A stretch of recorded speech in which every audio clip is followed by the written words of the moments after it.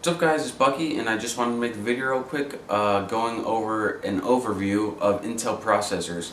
Now I got a request on my website, thenewboston.com, where someone was building a computer and they had seen the whole series of Intel processors and they didn't really know what one to choose, so I decided to make a guide to help you guys choose and learn the difference between Intel processors. So the oldest processor you're probably going to come across is called the Celeron processor. And this is a pretty old processor for Intel. And the gigahertz range from 0.226, or excuse me, 0.266 from 3.3 gigahertz. And that's only for a single core. The Celerons only have a single core, so you don't have to worry about that.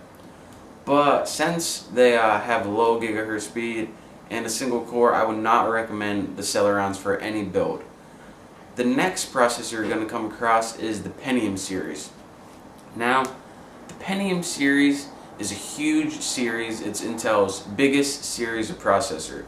They made like 8,000 different kinds of Pentium processors. They range from the 4 series to the M series.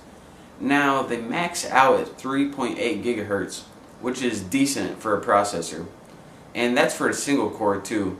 And the dual cores of the Pentiums, they max out at 3.73 gigahertz. So both of these are a decent speed. And another thing about the Pentiums is they have pretty good L2 cache, which is pretty much the built-in memory. So that's going to help speed up your processor performance too. And the Pentiums are good for basic builds, but not really good if you're building a high performance computer or anything like that. So after the Pentiums, the next step up is, or some people think it's a step up, is called the dual core processors. Now the dual core processors are different from the Core 2 processors, so you want to keep an eye out for that. These max out at, I believe, 2.5 gigahertz, and their cache in the front side bus on the core, the dual cores, isn't that impressive. So I would not recommend getting a dual core Intel processor.